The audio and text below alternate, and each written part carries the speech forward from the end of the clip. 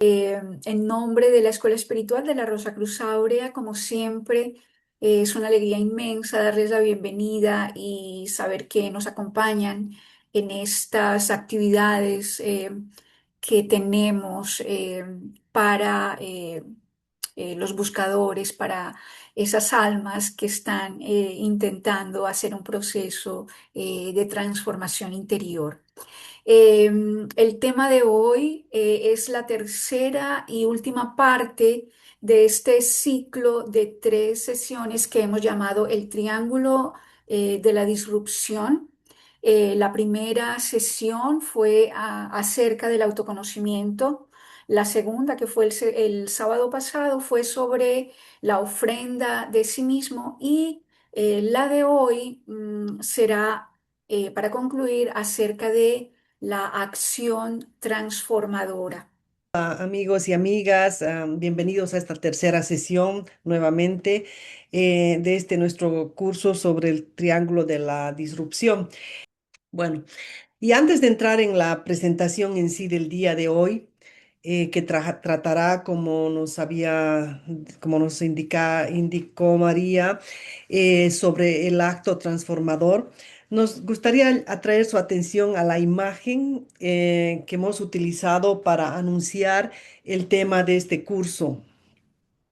Esta imagen muestra que este curso está dirigido a todos nosotros, a todas las personas que vivimos en en un mundo de hiperconectividad, como es el mundo de hoy, y que revela que necesitamos tiempo, un momento interior, un espacio de silencio, de reflexión, donde el verdadero ser que es luz pueda tomarnos de la mano dentro de ese espacio que en el fondo es nuestro verdadero yo.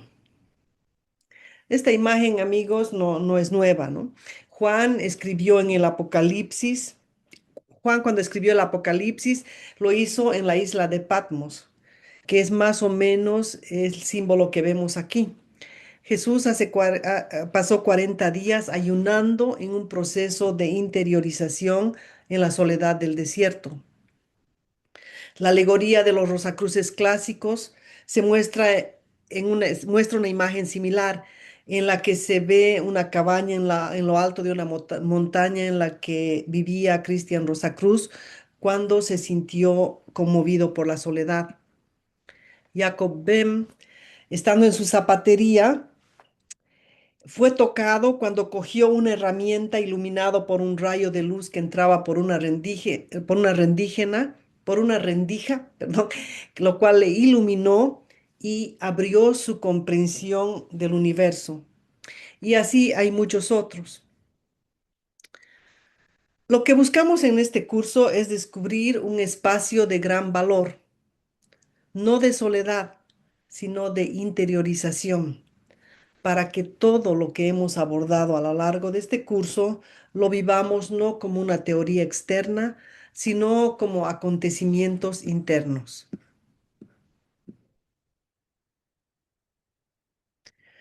Ahora nos gustaría atraer su atención hacia una segunda imagen, la de un semáforo con la luz amarilla encendida. Esta imagen resume la lección de hoy, la acción. Es ese momento preciso en el que debemos tomar una decisión. ¿Me detengo o sigo adelante? Esta imagen de la luz amarilla es extremadamente importante y nos gustaría volver a ella al final de esta lección. Contextualizaremos entonces por qué es necesario hablar de una nueva acción, de una acción transformadora. Como ya hemos indicado en anteriores oportunidades, vivimos en esta sociedad disruptiva, en esta sociedad en la que todo parece derretirse, con impactos muy fuertes, ya sea en el campo de la atención o en el campo cognitivo, es decir, en el campo de la percepción, ya sea en el campo de la percepción o en el campo espiritual. Cuando hablamos de anhelo, autoconocimiento, entrega de sí mismo y acción, queremos consolidar todo esto no como antídotos, ni como una forma de escapar de lo que sucede en el mundo, sino como herramientas para comprender el impacto de este proceso que estamos viviendo en la sociedad actual y las características de la disrupción. Por ejemplo, en el campo de la atención existe una nueva disciplina de la economía de la atención, que trata la atención del ser humano como una mercancía, como una moneda de cambio. Entonces el acto espontáneo pierde su espontaneidad y se convierte en una respuesta a acontecimientos controlados por algoritmos. Como dijimos en charlas anteriores, el sistema de dopamina aborda la recompensa como si fuera una respuesta biológica adictiva. Nuestra atención, en lugar de ser reflexiva, es decir, en lugar de traducirse en un acto que se enfoca en qué requiere mi vida o lo que debo hacer para cambiar mi vida en términos de mis actos, se convierte en una atención totalmente reactiva, ya sea en el campo de la percepción o de la cognición. Diversos estudios de la neurociencia indican que la exposición desmesurada a la que somos expuestos influye en los sistemas de atención del cerebro. Por ejemplo, en las que dependen del córtex prefrontal y las redes cerebrales que regulan la concentración sostenida y el control de las distracciones. Así, lo que llamamos percepción y contemplación, incluso en el interior del ser humano, está siendo sustituido por el scroll, el desplazamiento en la página o el deslizar el dedo en una pantalla. ¿No es cierto? Estos factores afectan claramente cómo definimos nuestros aspectos cognitivos, nuestras acciones y percepciones y especialmente cómo respondemos a las influencias que nos mantienen atrapados, ya sea en la atención o en el aspecto cognitivo, por una serie de impulsos muy intensos. Desde una perspectiva espiritual puede parecer incluso radical decirlo, pero parece que estamos viviendo una época en la que existe el riesgo de un eclipse de la vida interior. Es como si nuestro eje de conciencia estuviera tan desequilibrado, semejante a una pequeña embarcación en un mar agitado, que esta visión espiritual del ser humano se ve cada vez más afectada porque la vida en un ritmo impulsado por una sociedad disruptiva y líquida se derrama constantemente sobre la psique humana, influyendo en la atención, la percepción y la visión espiritual. Sabemos que el alma humana necesita espacio, silencio, pero si este espacio es cada vez más ocupado por los mecanismos de la economía de la atención, con sus algoritmos, está claro que el ser humano moderno tendrá que esforzarse por encontrar un espacio donde pueda ser el mismo. Y ahora enfoquémonos en la esencia de este ciclo de presentaciones. La disrupción comienza con un impulso que desencadena una percepción interior transformadora y nos lleva a reconsiderar nuestras decisiones habituales. ¿Seguimos por el mismo camino o elegimos una dirección diferente? ¿Estamos destinados a persistir en una vida moldeada por patrones arraigados, por lo que pensamos, sentimos y cómo reaccionamos a menudo reforzados por los medios de comunicación? ¿O podemos desarrollar una nueva forma de percibir nuestra conciencia que de otro modo estaría confinada por estos modelos preconcebidos? En última instancia, la pregunta es si podemos vernos a nosotros mismos de manera diferente y como resultado actuar también de manera diferente.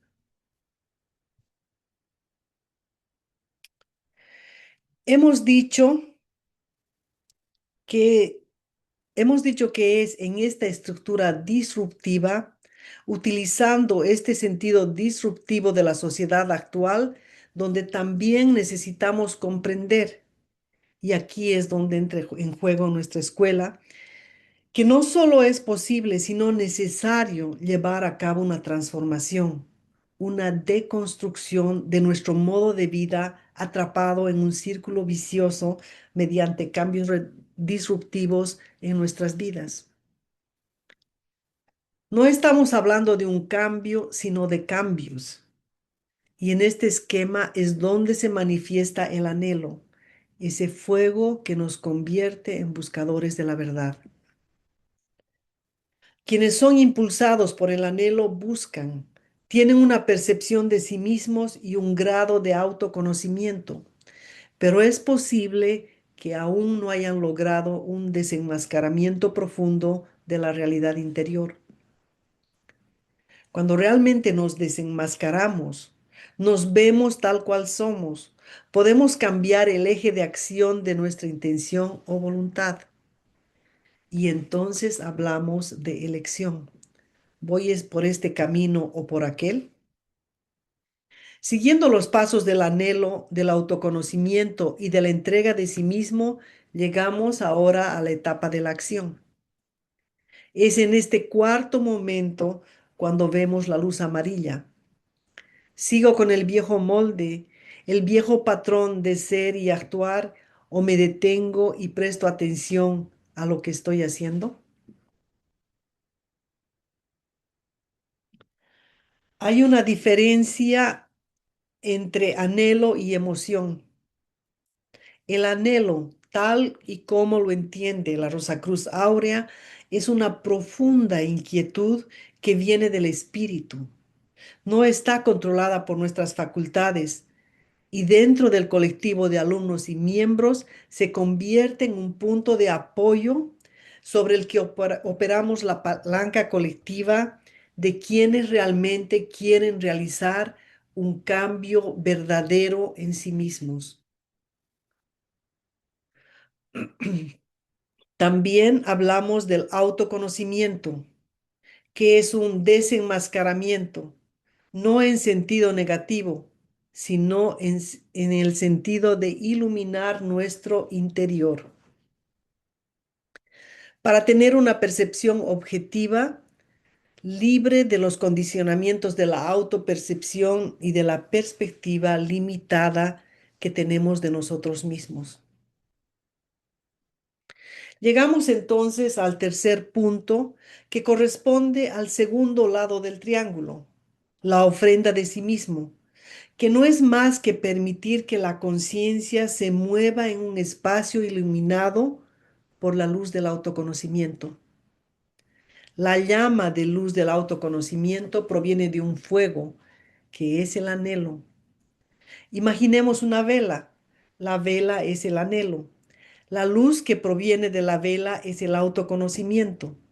Y la capacidad de percibir el entorno a la luz de la vela, es decir, mediante el autoconocimiento basado en el anhelo, es lo que nos permite ir en una dirección u otra. La entrega de sí mismo es la capacidad, la voluntad de dar una nueva dirección a lo que nos hace caminar. En otras palabras, la entrega de sí mismo es una capacidad de elección, una forma de expresar un grado de libertad.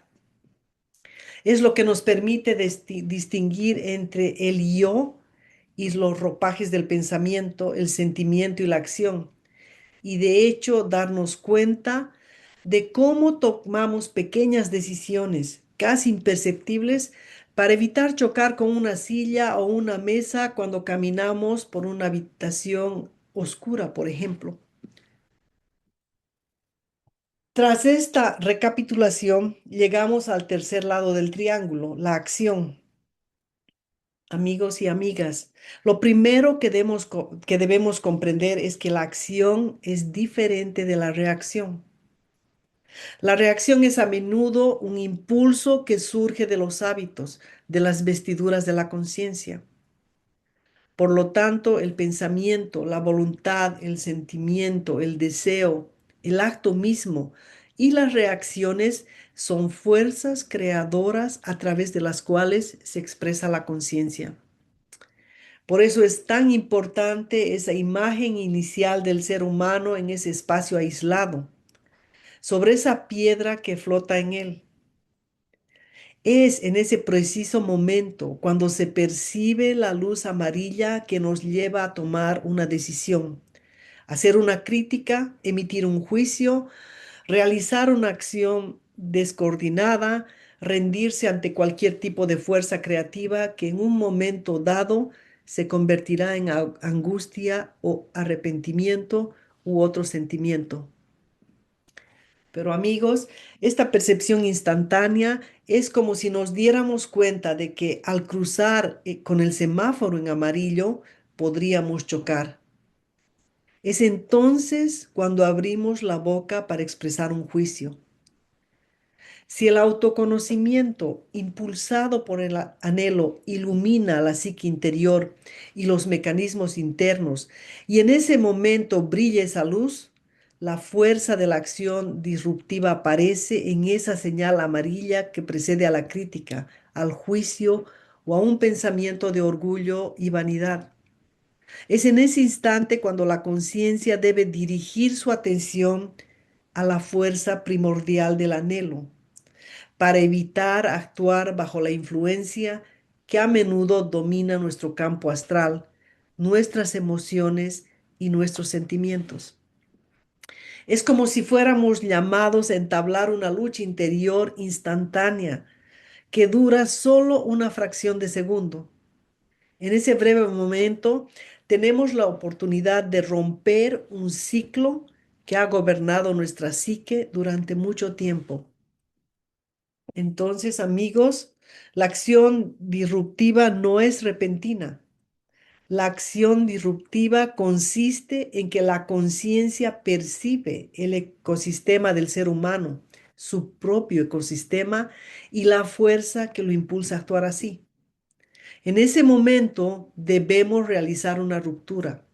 Un cambio fundamental de dirección nos libera de nosotros mismos, de nuestra naturaleza inferior. Eso es disrupción. Es esa acción tomada en una millonésima de segundo, porque esa millonésima de segundo puede ser un espacio muy breve, pero según la eternidad, es en ese momento cuando la fuerza de un impulso espiritual habla dentro de nosotros. Es en ese momento cuando, como si fuera un flash, reviso mi situación vital, lo que soy, lo que me gustaría hacer, lo que me obligan a hacer mis vicios internos. Y es en ese momento que no está impulsado por el simple deseo de querer ser diferente para ser mejor, para parecer un ser humano más educado o más cortés, no, sino para romper una fuerza que nos ata a una forma de vida, a una forma de pensar, una forma de sentir, cuando el anhelo impulsó la autopercepción, el autoconocimiento, lo que nos empujó en términos de voluntad a comprender, vaya, puedo cambiar esto. Pero esto es tan perturbador como ese momento de tensión cuando pasamos bajo la luz amarilla. Es tan instantáneo que tenemos que actuar al instante. Ahora bien, amigos, la instantaneidad de la vida es lo contrario a eso. El secuestro de la atención, el exceso de estímulos, quieren hacer que nuestras redes neuronales pierdan precisamente esa capacidad interna de autoobservación. ¿Por qué? Porque todos los estímulos son externos. Es el feed, son los carretes, es el video corto, es el zap, es esto, es aquello. Todo esto viene de afuera. Todo esto atrae nuestra atención hacia lo externo. De lo que estamos hablando aquí es de vivir esa instantaneidad bajo la fuerza del espíritu, del impulso espiritual que también habla en nosotros. Es como si aplicáramos la mecánica de la disrupción a la reconstrucción del entorno de la percepción interior. Es como si liberáramos nuestra conciencia que está siendo secuestrada por un mundo cada vez más excesivo en todo: oferta, información, confrontación, conflictos, etcétera.